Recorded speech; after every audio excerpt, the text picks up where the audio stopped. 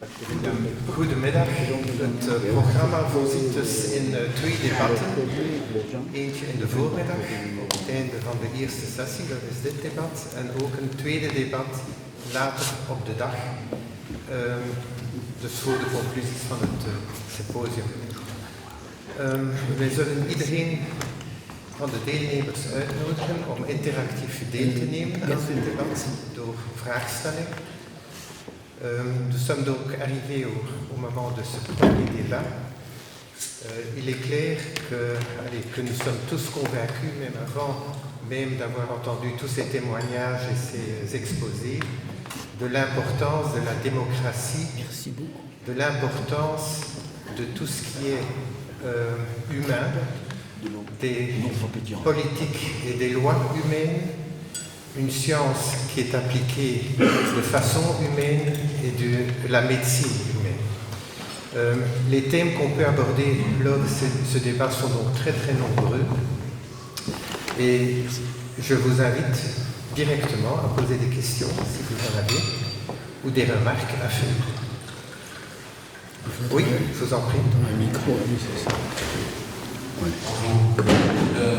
L'usage du terme euthanasie pour qualifier le programme T4, qui est un programme d'assassinat, est problématique. Je pense qu'il permet aux opposants à l'euthanasie comme acte médical librement demandé de qualifier ce type de pratique d'euthanasie. Donc, je pose la question de savoir pourquoi on utilise ce terme très régulièrement. Et si ce terme était utilisé par les nazis eux-mêmes. Je passe la parole au docteur Ternon. Oui, le terme d'euthanasie utilisé pour l'extermination allemande est en contradiction avec l'utilisation moderne du terme d'euthanasie pour décider par les gens. Est-ce que c'était comme ça que les nazis, ils demandent si c'est comme ça que les nazis... Le terme euthanasie n'est pas utilisé véritablement, c'est le terme mort de grâce qui est utilisé en Allemagne par Hitler dans sa... Vous savez, comme il ne pouvait pas passer par une loi, parce que si les médecins qui pratiquaient l'assassinat dans les chambres à gaz passaient devant une loi allemande, ils pouvaient être condamnés à mort pour meurtre. Donc il fallait un artifice, si vous voulez, qui était lié à la guerre. Donc la décision est prise par Hitler en novembre 1939, où il envoie une lettre aux différents médecins qui seront chargés du programme de l'action T4 futur, comme on l'appellera plus tard. Et dans cette lettre, il la date du 1er septembre 1939, c'est-à-dire de la date de déclaration de guerre. C'est le seul document qui est signé de la main d'Adolf Hitler. Et ce document, d'ailleurs, a été fait à 3 ou 4 exemplaires, et le ministre de la Justice n'en a eu connaissance qu'en 1941, quand des protestations étaient faites sur justement la découverte par même des membres du parti nazi de mise à mort de membres de leur famille. Donc le mot c'est mort de grâce. Je n'ai pas en mémoire exactement le texte de la lettre, mais il donne l'autorisation au docteur Karl Brandt, qui est donc son médecin personnel, et un directeur, Philippe Bühler, qui est le médecin de son organisation hitlérienne, son organisation personnelle, de procéder à la mort de grâce des personnes qui sont dans un état de souffrance tel que leur décès est proche et qu'il est bon d'alléger leur souffrance. Donc c'est donc une monstrueuse escroquerie de ce que l'on peut appeler aujourd'hui les demandes qui peuvent être faites dans différents pays de mort anticipée, donc quelques heures ou quelques jours avant la mort des personnes, ou des personnes qui sont dans un tel état que le problème se pose devant les juridictions de chaque pays d'autoriser sous contrôle d'ailleurs de plusieurs médecins, leur mise à mort. L'action T4 est une véritablement expérimentation pour la première fois dans des chambres à gaz avec l'oxyde de carbone, le monoxyde de carbone sur le territoire du Reich. Et d'ailleurs, c'est après que l'on décide au plus haut degré de faire l'utilisation de ces chambres à gaz sur le territoire de Pologne ou de Russie occupée par les nazis. Je peux compléter la question. Oui. Mon souvenir, mais peut-être que je me trompe, c'est que le massacre des retardés mentaux est antérieur. Dans ma tête, c'est 1938, c'est avant la déclaration de guerre, ou je me trompe? Non. Elle n'est pas encadrée par ce texte-là.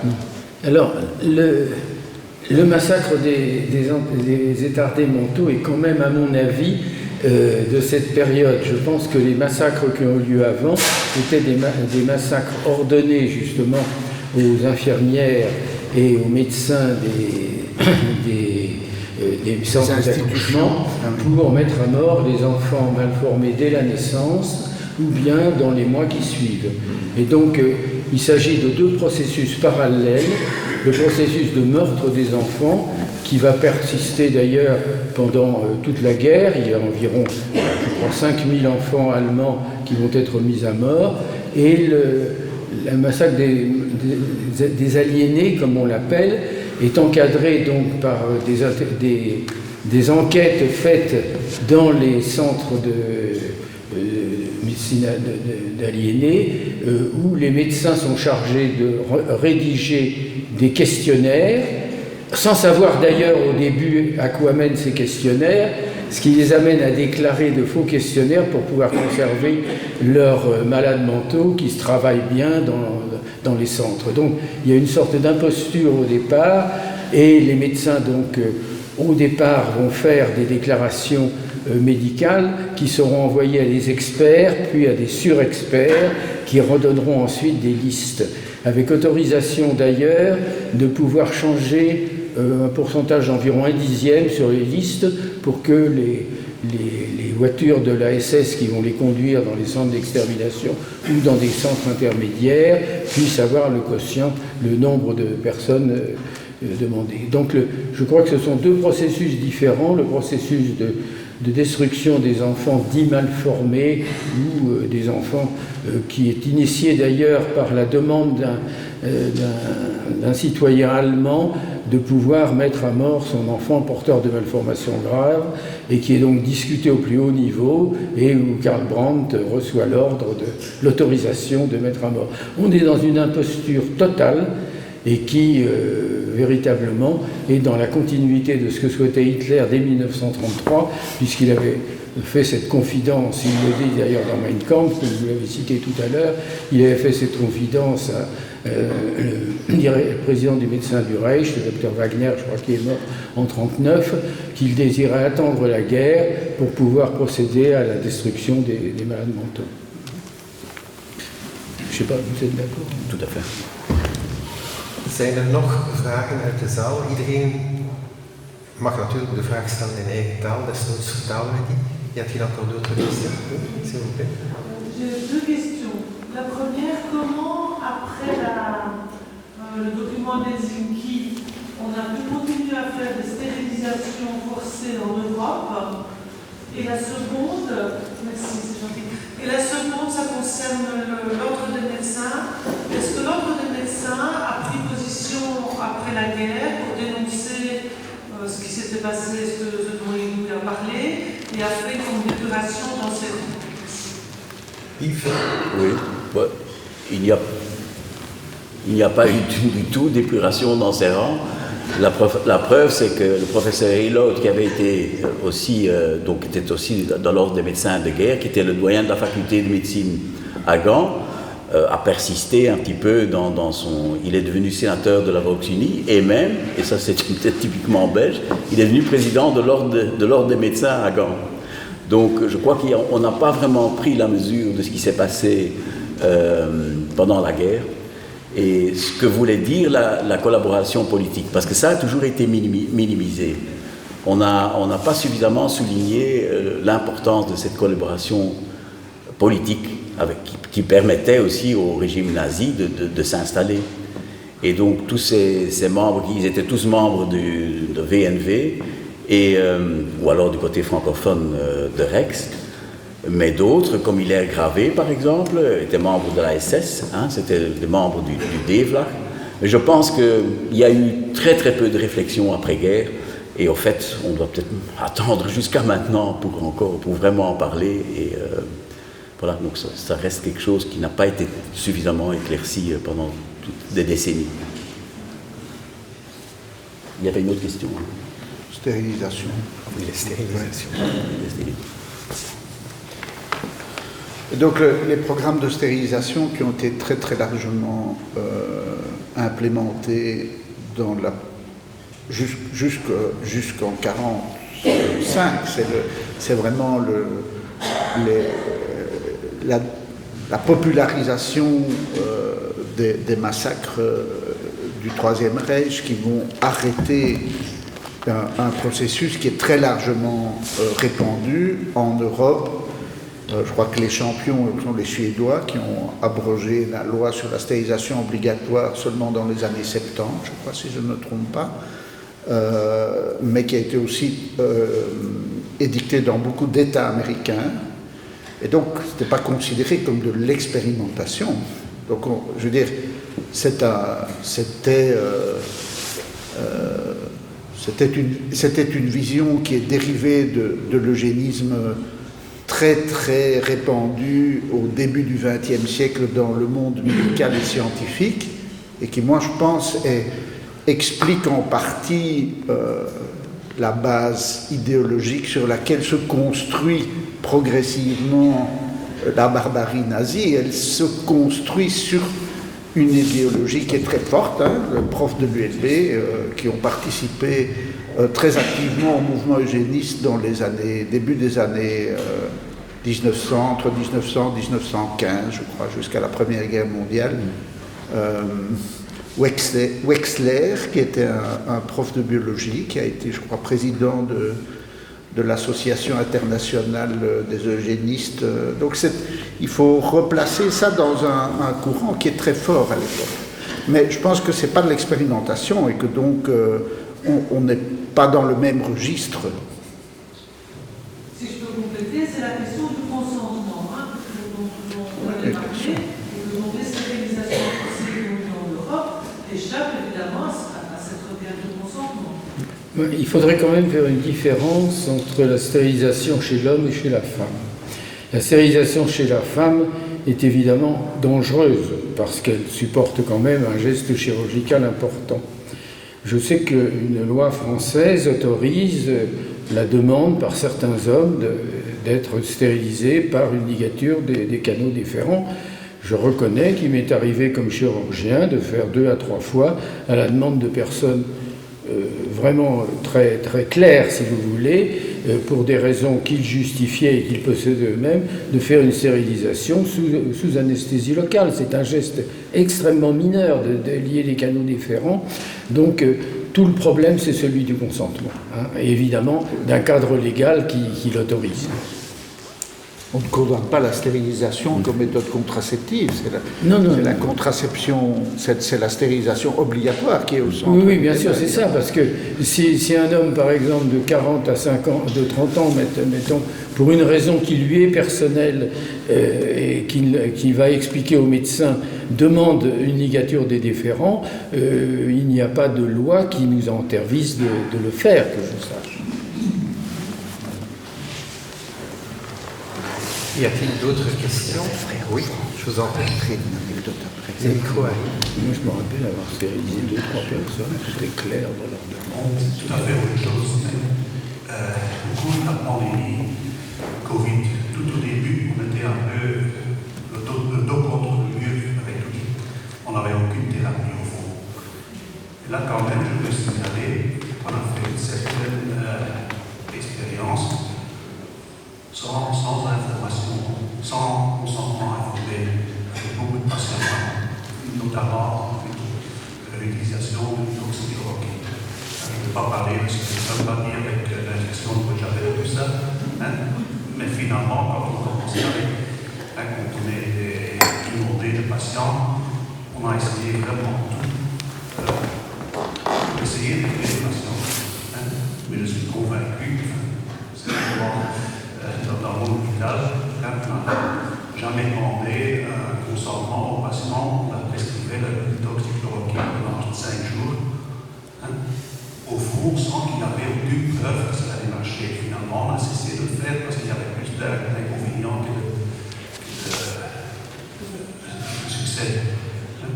Je peux avoir une là-dessus. C'est naturellement un cas réel lors de la pandémie. Donc. C'est l'utilisation de traitements expérimentaux dans le cadre de la pandémie Covid. Et donc je pense que le temps éclaircira évidemment historiquement un certain nombre de pratiques, mais c'est pas mon expérience. Donc j'ai suivi d'assez près les essais thérapeutiques qui ont été faits dans plusieurs hôpitaux bruxellois. Ils ont été faits dans le cadre de protocoles avec un consentement. Alors, le contexte était tel que on était plutôt dans une situation inverse. Les patients réclamaient de l'hydroxychloroquine alors qu'on considérait dans nos milieux médicaux que les arguments sur son inefficacité étaient déjà largement suffisants que pour ne pas le donner. Et il y avait de très fortes pressions des patients. Donc je pense qu'il faut séparer deux choses. Il y a eu une série de protocoles internationaux, il y a eu 2-3 études dans lesquelles on a participé dans plusieurs hôpitaux qui ont conduit à l'établissement de l'intérêt des corticoïdes et des anticoagulants dans la prise en charge des formes graves du Covid. Et puis, il y a eu un certain nombre de gens qui ont eu des traitements non validés sur une base de consentement et souvent de demande personnelle des patients dans un contexte où on estimait qu'on n'avait rien à leur proposer, mais de nouveau là, qui ne sont pas des expérimentations, mais qui sont des utilisations off-label, comme on dit en médecine, lorsque on n'a pas de traitement efficace que l'on puisse proposer. Je n'ai pas le sentiment chez nous, alors il y a toute l'histoire de l'hydroxychloroquine avec notre ami Raoult en France, qui est vraiment une imposture, oui, je pense que... Mais les publics... Enfin, moi j'ai regardé au début les trucs qu'il a publiés, c'était grotesque. Il décrivait 30 patients à qui il avait donné de l'hydroxychloroquine et qui n'étaient pas morts, quoi. Donc comme si, alors quand on sait que la mortalité du Covid c'est 3%, so what? Ça ne prouvait évidemment rien du tout. Et donc ça c'est vrai que c'est des dynamiques très particulières qui arrivent dans ces situations-là où vous avez des personnalités qui apparaissent comme ça, comme les sauveurs de l'humanité, et qui sont des escrocs. Mais en dehors de ça, c'est pas tout à fait vrai qu'il n'y a pas eu une application de protocoles expérimentaux dans un cadre structuré, avec un avis du comité d'éthique, avec un consentement des patients, entre autres sur la dexaméthasone, donc sur les corticoïdes. Et ça, c'était dans le cadre de protocoles internationaux. Il y a eu tout un groupe de médecins qui ont fait un groupe WhatsApp sur lequel ils échangeaient, les réanimateurs, échangeaient entre eux leur expérience. Il y a des choses intéressantes qui seront intéressantes à étudier au plan historique sur la dynamique de la prise en charge de l'épidémie. Merci. Y a-t-il d'autres questions? C'est nog vragen? Un problème politique, c'est l'un type d'extrême droite avec Sage. Depuis 1945, il y a encore de nombreuses guerres, le Vietnam, la Yougoslavie et d'autres. Est-ce qu'on a la notion qu'il y a encore eu des expérimentations médicales sur des éventuels prisonniers ou sur des populations qui étaient sous tutelle? Et Et peut-on craindre en Russie, dans les prisons de silence règne, qu'il y a encore des expérimentations médicales sur des prisonniers? Donc, y a-t-il encore des expérimentations médicales pendant la guerre, n'importe où? Il est évident que les nouvelles venues de Russie sont souvent occultées, comme on le sait, jusqu'à aujourd'hui. Mais il est évident que pendant la guerre, après la guerre, les services de psychiatrie russes ont multiplié les expériences. On n'a pas de détails, on a simplement des évocations, mais il n'y a eu aucune morale médicale qui ait bridé le travail des services staliniens, puis de leurs successeurs. Et on est en droit de se demander si, sous le régime actuel, les choses ne continuent pas, parce qu'il faut bien comprendre que, je vais déborder un petit peu dans l'actualité, nous avons affaire à un système pré-génocidaire avec la guerre en Ukraine. Hein. On a affaire à une nouvelle invention du crime, c'est-à-dire que le président Poutine annonce qu'il va attaquer les nazis qui se préparent à faire un génocide, alors qu'il est lui-même celui qui attaque comme un nazi et qui commence un génocide. Le processus génocidaire est commencé. Donc il y a certainement une tradition de l'utilisation des patients comme objet d'expérimentation qui n'a pas cessé entre la période stalinienne et la période actuelle, peut-être avec une interruption dans les dernières années du pouvoir soviétique. Mais là, ce ne sont que des conjectures. Hein. Je n'ai pas de preuves à fournir. Je ne sais pas si quelques-uns en ont, ou je n'en ai pas. Docteur Vincent Lamy. Vous êtes d'accord sur Poutine? Oui, tout à fait. Je pense qu'il y a un parallèle à faire sur l'ethnicisation, parce que c'est les minorités russes qui justifient l'expansion. Donc, un des derniers pays qui est rentré dans l'association, c'est la République populaire de Chine. Oui, la Chine. Malheureusement, nous avons Le Groenland. la British Medical Association, C'est effrayant. problème de stérilisation chez les populations ouïghours. Et nous avons eu relation de l'utilisation d'organes pour les transplantations chez les condamnés à mort. Ça pose évidemment des problèmes éthiques à notre association. Et il y a actuellement une discussion intense entre l'association sous la férule de la British Medical Association et nos collègues chinois. Je pense que beaucoup de nos collègues médecins chinois sont très conscients de ces problèmes et essaient d'y remédier. Mais dans les discussions que nous avons avec eux au cours de ces 2 dernières années, c'était donc des discussions virtuelles, vraiment le sentiment qu'il y avait toujours un commissaire du peuple qui était à côté d'eux et qui rectifiait leur discours lorsqu'ils n'étaient pas dans le sens où on leur avait donné les instructions. Donc, actuellement, il y a des problèmes, entre autres dans un des plus grands pays de la planète, et nous essayons, à la Situation médicale mondiale, de trouver des solutions. Voilà, je voulais donner ce témoignage. Autre question? Sinon, moi j'en ai une. Le docteur Vincent Lamy nous a parlé d'une adaptation de la déclaration d'Helsinki pour l'année 2024, en s'orientant un peu sur l'avenir et en parlant des avancées techniques et scientifiques en matière de génétique et génétique médicale, des screenings génétiques, etc. Je lui pose la question, comment éviter des dérives à ce niveau-là. Est-ce que vous voyez des risques? Est-ce que vous avez des conseils à donner? C'est peut-être Vincent. N'érigez pas celui-là, développement de la génétique prédictive et les questions qu'elle pose en termes de... voilà. Donc je pense qu'il y a deux éléments qui sont centraux dans l'évolution actuelle de ce qu'on peut appeler la médecine prédictive, c'est-à-dire de détecter des variations génétiques,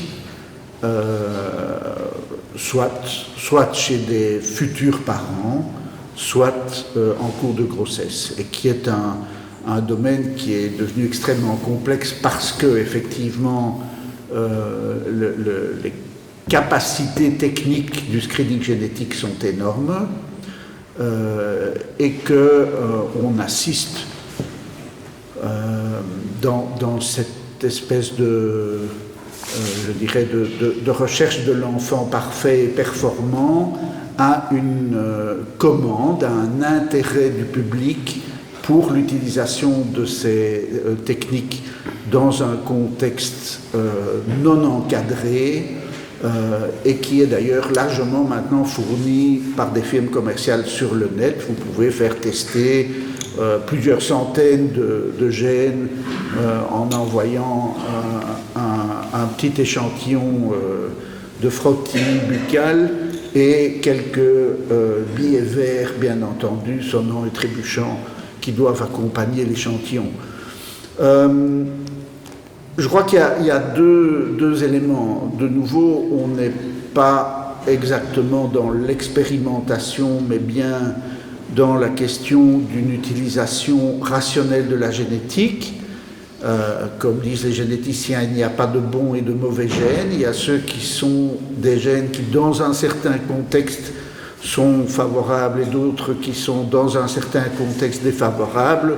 Peut-être que les plus marquants, c'est ceux qui améliorent l'absorption des aliments qui, au cours des siècles, ont permis à l'être humain, dans une situation de semi-famine, de survivre et qu'aujourd'hui causent les maladies cardiovasculaires dans nos pays où nous mangeons trop bien, qui illustre bien le fait qu'il y a des choses complexes dans ce domaine. Je pense que ce qui va nous sauver, c'est que nous sommes tous porteurs de variants génétiques et que donc, si on conduit cette logique à son extrême, plus personne ne peut se reproduire parce qu'on a tous quelque chose à transmettre. Mais c'est vrai que c'est aujourd'hui une complexification qui est liée à cette espèce de fantasme de la performance des enfants.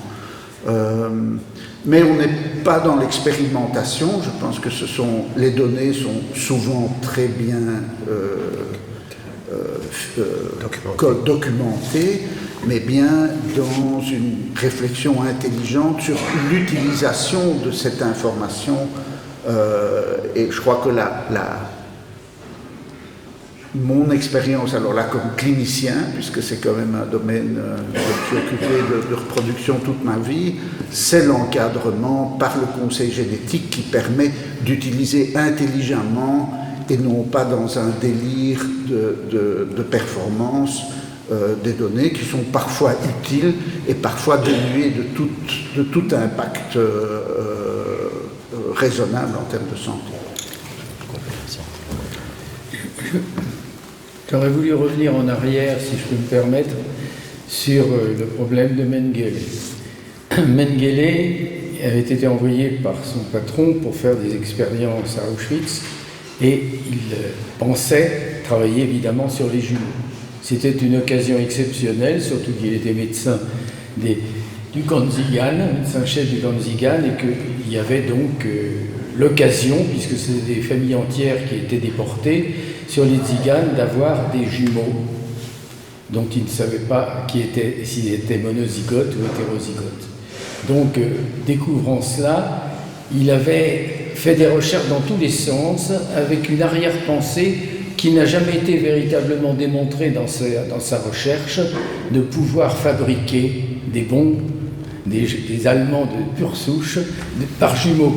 mais en fait, il s'est aperçu assez rapidement qu'on ne pouvait pas le faire. Donc son rêve, c'était de fabriquer de futurs dirigeants nazis, de futurs SS, et d'en faire 2 à la fois, ou 3 à la fois, au lieu d'en faire un seul.